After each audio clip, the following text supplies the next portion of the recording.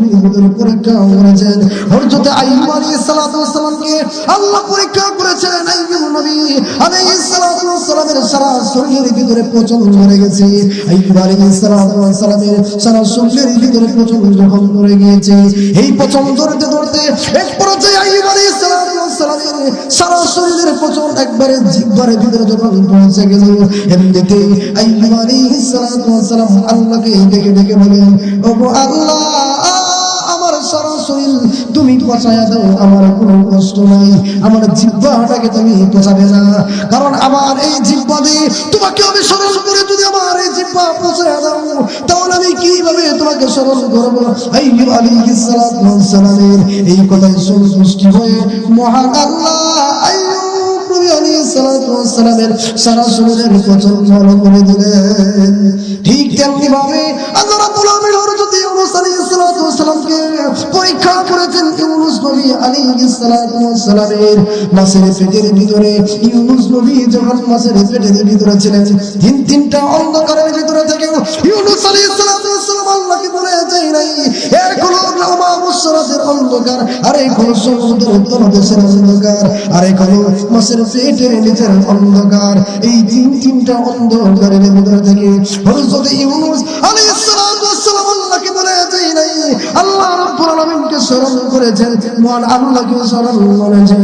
এজন্য আমার মা বোনেরা, আমার এলাকার যুবক ভাইদেরকে বলি, আপনি যখন দুনিয়াতে যখন সুখে থাকবেন, হঠাৎ আপনার ভিতরে বিপদ চলে আসবে, আল্লাহ বিপদ নিয়ে আপনাকে পরীক্ষা করবেন, আপনাকে অসুস্থ দিয়ে মহান আল্লাহ রাব্বুল আলামিন পরীক্ষা করবেন, অভাব দিয়ে আল্লাহ আপনাকে পরীক্ষা করবেন, আল্লাহ আপনাকে বিভিন্নভাবে পরীক্ষা করবেন।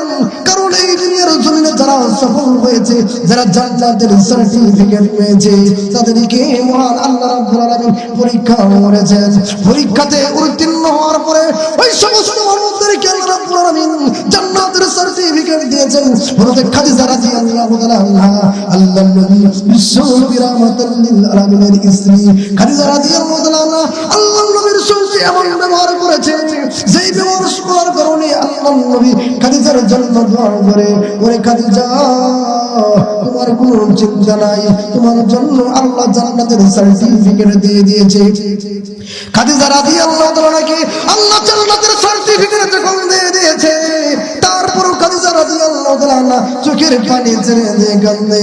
আল্লাহর নবী ডাক দিয়ে বলেন, ওরে খাদিজা, তুমি চোখের পানি ছেড়ে দিয়ে কেন কাঁদো?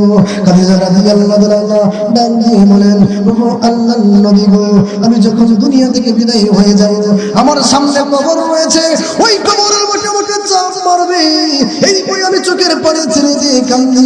আল্লাহর নবীকে ডেকে বলেন, ওগো আল্লাহর নবী, আপনার একটা জুব্বা আমার কাফনের কাপড়ের ভিতরে দিয়ে দিবেন, যাতে করে ওই কবরের মাটি যেন আমাকে চাপ করে দিতে না পারে। আল্লাহর নবী বিশ্ব নবী রাহমাতুল লিল আলামিন ডেকে বলেন, ওরে খাদিজা, আমার একটা জুব্বা তোমার কাপড়ের ভিতরে দিয়ে দেব।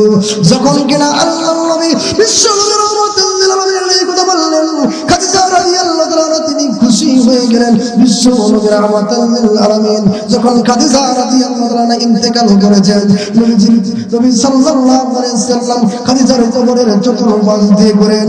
আল্লাহর নবী বিশ্ব নবী রাহমাতুল লিল আলামিন খাদিজার কবরের চতুর্পাশ দিয়ে যখন করেন, ফেরেশতা ডাক দিয়ে বলে, আল্লাহর নবী গো, আপনি খাদিজার কবরের চতুর্পাশ দিয়ে কেন করেন? এমনিতেই আল্লাহ রাব্বুল আলামিন ওই জিবরাইলকে ডাক দিয়ে বলে, জিবরাইল, আমার নবীকে বলে খাদিজার প্রশ্নের জবাব আমি আল্লাহ নিজেই দিয়ে দিয়েছি। রাসূল বলেছেন, ওরে জিবরাইল, খাদিজার কবরের ভিতরে ফেরেশতা কেন আসতেছে না? তখন আল্লাহর নবী বিশ্ব নবী রাহমাতুল লিল আলামিনের জবাবে ফেরেশতা জিবরাইল ডাক দিয়ে বলেন, খাদিজার প্রশ্নের জবাব আল্লাহ নিজে দিয়ে দিয়েছে। তার কারণে আমার মা বোনেরা গভীর মনোযোগ দিয়ে শুনবেন, এলাকার যুবক ভাইয়েরা বড় করে শুনবেন। খাদিজা রাদিয়াল্লাহু তাআলা জান্নাতের সার্টিফিকেট পাওয়ার পরে, জান্নাতের সার্টিফিকেট পেয়েছে, এরপরেও খাদিজা রাদিয়াল্লাহু তাআলা চোখের পানি ছেড়ে দিয়ে কেঁদেছে। তার কারণ হলো মহান আল্লাহ নারাজ হয়ে যায়, আল্লাহ যদি জান্নাত আমার কাছ থেকে ছিনিয়ে নেয়। এজন্য খাদিজা রাদিয়াল্লাহু তাআলা চোখের পানি ছেড়ে দিয়ে কেঁদেছে। ওগো আমার মা বোনেরা, সেই ঘরের ভিতরে আপনি সুন্দরী বউ হয়ে এই এলাকার ভিতরে এসেছেন, যেই কবরের ভিতরে ঢুকেছেন, এমন একদিন আসবে আপনাকে সাদা কাপড় পরে দুনিয়া থেকে বিদায়ী হতে হবে। সাদা কাপড় পরে ওই কবরের ভিতরে আপনাকে রেখে দেওয়া হবে। সেদিন আপনার স্বামী আসবে না, সেদিন আপনার সন্তান আসবে না, সেদিন আপনার কেউ আসবে না। ওই কবরের প্রশ্নের জবাবের জন্য দুইজন ফেরেশতা পাঠিয়ে দেওয়া হবে। আপনি যদি কবরের প্রশ্নের জবাব দিতে পারেন তাহলে আপনার জন্য হবে জান্নাত। আর যদি আপনি কবরের ভিতরে প্রশ্নের যদি জবাব দিতে না পারেন, প্রশ্নের জবাব না দেওয়ার কারণে ওই কবরটা জাহান্নামী হয়ে যাবে।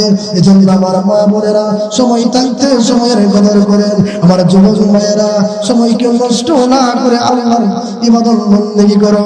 এজন্য আমার বাবা আয়েশা সিদ্দিকা রাদিয়াল্লাহু তাআলা বিশ্ব রহমাতুল লিল আলামিনকে বলেন, ওগো আল্লাহর নবী গো, আপনি বলেছেন কিয়ামতের ময়দানে সকলেই হয়ে থাকবে। খুব একটা কঠিন সময় কিয়ামতের ময়দানে সবাই হয়ে থাকবে, তাদেরকে লজ্জা করবে না। খাদিজা রাদিয়াল্লাহু তাআলার ব্যাপারে আল্লাহর নবী যেরকম জান্নাতের আমাল দিয়েছেন, আয়েশা রাদিয়াল্লাহু তাআলাকে খাদিজা রাদিয়াল্লাহু তাআলার পরে আয়েশাকে অনেক ভালোবাসতেন। আয়েশা রাদিয়াল্লাহু তাআলা বলেন, ওগো আল্লাহর নবী গো, কিয়ামতের ময়দানে সেদিন কেউ কাউকে চিনবে না, সকল মানুষ হয়ে দাঁড়াবে, কেউ কি লজ্জা করবে না? আল্লাহর নবী বলেন, ওরে আয়েশা, সেই দিন এমন এক সময় আসবে যে সময় কেউ কারো দিকে তাকানোর কোন সাহস থাকবে না, সবাই তাদের নিজেদের আমল নিয়ে পেরেশান হয়ে যাবে। আল্লাহর নবী বিশ্ব নবী রাহমাতুল লিল আলামিন যখন এই কথা বলে, আল্লাহর নবী বিশ্ব নবী রাহমাতুল লিল আলামিনকে বলে, ওগো আল্লাহর নবী গো, আমারও কি একই অবস্থা হয় নাকি? এমনিতে আল্লাহর নবী বিশ্ব নবী রাহমাতুল লিল আলামিন বলেন, হে আয়েশা, তোমার একই অবস্থা হবে। তারা জান্নাতের সার্টিফিকেট পাওয়ার পরে এত আমল করার পরেও কেঁদেছে। আমার মা বোনেরা, আমার যুবক ভাইয়েরা, গভীর মনোযোগ দিয়ে শুনবেন।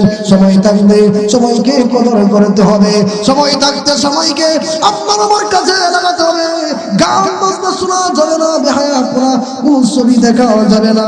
সব সময় কোরআন তেলাওয়াত করবেন, নামাজ পড়বেন, আল্লাহ রাব্বুল আলামিনের দরবারে বেশি বেশি করে কান্নাকাটি করবেন। তাফসীর কিতাবের ভিতর আছে, যারা কিনা আল্লাহকে ভয় করবে, আল্লাহর প্রতি ঈমান আনবে, আল্লাহ বলেন আমি তাদেরকে পরীক্ষা করব, তাদেরকে অসুস্থ দিয়ে পরীক্ষা করব, তাদেরকে আমি আল্লাহ জান এবং মাল কুদরত দিয়ে পরীক্ষা করব। আমি আল্লাহ তাদেরকে এরকম ভাবে যখন পরীক্ষা করব, যদি পরীক্ষাতে উত্তীর্ণ হতে পারে, পরীক্ষাতে উত্তীর্ণ হওয়ার পরে আমি আল্লাহ তাদেরকে জান্নাত দিয়ে দেব। এজন্য আমার মা বোনেরা, আমার যুবক ভাইয়েরা, গভীর মনোযোগ দিয়ে শুনবেন। আমি সায়াতে কালিমা তেলাওয়াত করেছি, ওয়াতাসিমু বিআমরিল্লাহি জামিআন ওয়া লা তাফাররাকু। আল্লাহর রশিকে আঁকড়ে ধরো, আল্লাহর রশি থেকে বিচ্ছিন্ন হয়ে যেও না। আমার মা বোনেরা, আমার যুবক ভাইয়েরা, গভীর মনোযোগ দিয়ে শুনবেন। আপনি 5 ওয়াক্ত নামাজ পড়েন, শয়তান আপনাকে ধোঁকা দিবে। শয়তান বলবে তুই এখন নামাজ পড়িস না, এখন আজানের আজান হয়ে গেছে, আর আধা ঘন্টা পরে পড়ো।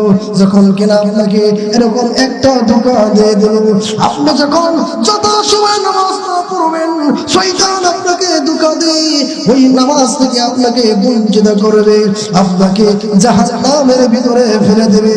এজন্য আমার মা বোনেরা, আমার যুবক ভাইয়েরা, গভীর মনোযোগ দিয়ে শুনবেন। আল্লাহ রাব্বুল আলামিন এই পৃথিবীর জন্য আমাদেরকে প্রেরণ করেছেন। একদিন না একদিন আল্লাহর দরবারে হাজিরা দিতে হবে, কিন্তু আমি আপনি আল্লাহর দরবারে দাঁড়ায়া কি জবাব দেব? আল্লাহর সামনে দাঁড়ায়া আপনি আমি কি জবাব দেব? আপনার আমার হায়াত কোন কাজে ব্যয় করেছি আল্লাহ যখন প্রশ্ন করবেন, সেদিন কি জবাব দিবেন? আমার মাওলানা জবাবের গভীর মনোযোগ দিয়ে শুনবেন। আল্লাহ রাব্বুল আলামিন ইব্রাহিম আলাইহিস সালামকে পরীক্ষা করেছেন। ইব্রাহিম নবী আলাইহিস সালামকে আগুনের ভিতরে যখন ফেলে দেওয়া হয়েছে, আগুনের ভিতরে ফেলে দেওয়ার পর ইব্রাহিম আলাইহিস সালামকে দুইজন ফেরেশতা এসে বলে, ওগো নবী ইব্রাহিম আলাইহিস সালাম, আমরা আপনাকে সাহায্য করার জন্য এসেছি, আমরা আপনাকে সাহায্য করব। এমনিতেই ইব্রাহিম আলাইহিস সালাম ডেকে বলেন, তোমরা যে আমাকে সাহায্য করবে, আমার আল্লাহ কি আমাকে দেখেন না? আমার আল্লাহ কি আমাকে দেখেন না? এমনিতেই সকল ফেরেশতারা জবাব দিয়ে বলেন, হে আপনার আল্লাহ আপনাকে দেখেন। এই কথা যখন বলা হলো, ইব্রাহিম আলাইহিস সালাম বলেন, আমার আল্লাহ যেহেতু আমাকে দেখেন, আমার আল্লাহর সাহায্য ছাড়া অন্য কারো সাহায্য নেব না। এমনিতে মহান আল্লাহ ইব্রাহিম আলাইহিস সালামকে বলেন, ওরে ইব্রাহিম তুমি শোনো, ইয়া নারু কুনি বারদান ওয়া সালামান আলা ইব্রাহিম। আল্লাহ কোরআনের আয়াত নাযিল করে দিলেন, হে আগুন ইব্রাহিমের জন্য তুমি ঠান্ডা হয়ে যাও, ইব্রাহিমের জন্য তুমি শীতল হয়ে যাও, আরামদায়ক হয়ে যাও। এজন্য আমার মা বোনেরা, আল্লাহর প্রতি যখন ঈমান আনবেন, বিশ্ব নবীর রাহমাতুল লিল আলামিনের প্রতি যখন বিশ্বাস করবেন, আপনার বিরুদ্ধে শয়তান লেগে যাবে। হাদিসের ভিতরে আছে, একটা মানুষ যখন দুনিয়া থেকে বিদায় হয়ে যায়, বিদায় হয়ে যাওয়ার পরে ওই লোকটা যদি নেককার হয় বা নেককার মহিলা হয়, শয়তানের দলেরা কান্দে, শয়তানের সকল দলেরা একত্রিত হয়ে কান্না করে আর বলে, আমরা তোমাকে জাহান্নামে নিতে পারি নাই, আমরা তোমাকে আমাদের দলে অন্তর্ভুক্ত করতে পারি নাই। আমার মা বোনেরা কবির মনোযোগ দিয়ে শুনবেন, একটা মানুষ যখন দুনিয়া থেকে যখন বিদায় হয়ে যায়, বিদায় হয়ে যাওয়ার পরে সে যদি বদকার হয়, শয়তানের দলেরা হাসতে থাকে, আরে আমরা সাকসেসফুল হয়ে গিয়েছি, আমরা সাকসেসফুল হয়ে গিয়েছি, আমরা তোমাকে আমাদের দলে আনতে পেরেছি। এজন্য আমার মা বোনেরা, কোরআনের ভিতরে আল্লাহ ডাক দিয়ে বলেছেন, হে পৃথিবীর মানুষেরা, আল্লাহ তোমাদেরকে পরীক্ষা করব, জালেম মা দিয়ে তোমাদেরকে পরীক্ষা করব। আল্লাহ বলেন, ওয়ালাকুন্নাকুম বিশাইইন মিনাল আমি আল্লাহ তোমাকে ভয় দিয়ে পরীক্ষা করব, এবং আমি আল্লাহ তোমাদেরকে ক্ষুধার্ত দিয়ে পরীক্ষা করব। আমার বাবা গভীর মনোযোগ শুনলেন, আমাদের পূর্ববর্তী যারা নবী ছিল, পূর্ববর্তী যারা কারিম ছিল, তাদের সকলকে আল্লাহ পরীক্ষা করেছেন। আমাদেরকেও আল্লাহর সামনে দাঁড়াতে হবে, আমাদেরকেও আল্লাহ পরীক্ষা করবেন। একটা মানুষ যখন কিনা আল্লাহর প্রিয় হয়ে যায়, আল্লাহ রাব্বুল আলামিন ওই মানুষটাকে পরীক্ষা করতে থাকেন। ইব্রাহিম আলাইহিস সালাম, আল্লাহ রাব্বুল আলামিন ইব্রাহিমকে পরীক্ষা করেছেন, অসংখ্য অগণিত পরীক্ষা করেছেন। পরীক্ষাতে উত্তীর্ণ হওয়ার পরে ইব্রাহিম আলাইহিস সালামকে আল্লাহ রাব্বুল আলামিন খলিল ঘোষণা দিয়েছেন, বন্ধুত্ব হিসেবে ঘোষণা দিয়েছেন। আমার মা বোনেরা, আমার যুবক ভাইয়েরা, গভীর মনোযোগ দিয়ে শুনবেন, আল্লাহ পৃথিবীতে আমাদেরকে একটা হায়াত দিয়ে পাঠিয়েছেন, যে কোন কিনা আপনার আমার দুনিয়ার জীবন যখন শেষ হয়ে যাবে, আল্লাহ রাব্বুল আলামিনের দরবারে যখন দাঁড়াতে হবে, সেদিন কি আমল নিয়ে দাঁড়াবো? কিয়ামতের ময়দানে 5টা প্রশ্নের জবাব দিতে হবে।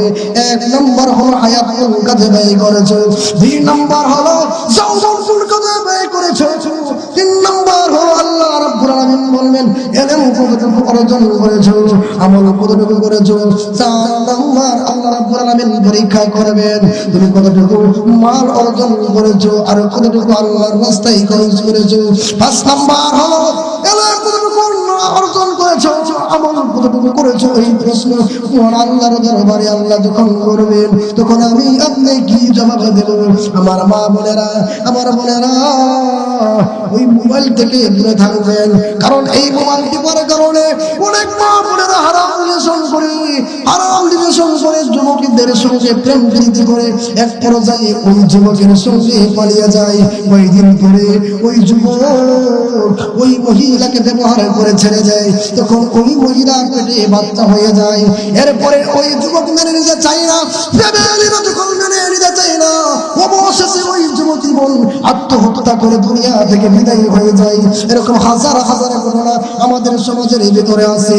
এজন্য আমার মা বোনদেরকে বলছি, আপনি যদি পর্দা করেন, আপনি যদি আসিয়া আলাইহিস সালামের মতো যদি একজন কামেল বান্দা হতে পারেন। আসিয়া আলাইহিস সালাম কেমন কামেল বান্দি ছিলেন? আসিয়া আলাইহিস সালাম ছিল ফেরাউনের বউ। ফেরাউন ছিল এই জমানার ভিতরে কুখ্যাত একজন ফেরাউন। সে খারাপ মানুষ, সে মানুষদেরকে শান্তিতে থাকতে দিত না। সে বলতো আমি খোদা, আমি রব।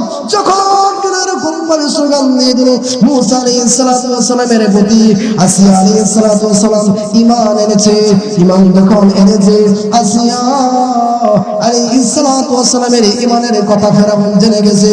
এমনিতেই আসিয়াকে ডাকলে বলে, ওরে আসিয়া, তুমি নাকি ঈমান এনেছো? তুমি নাকি মুসার প্রতি ঈমান এনেছো? আসিয়া আলাইহিস সালাম ডাক দিয়ে বলেন, হ্যাঁ আমি ঈমান এনেছি, আমি মুসার প্রতি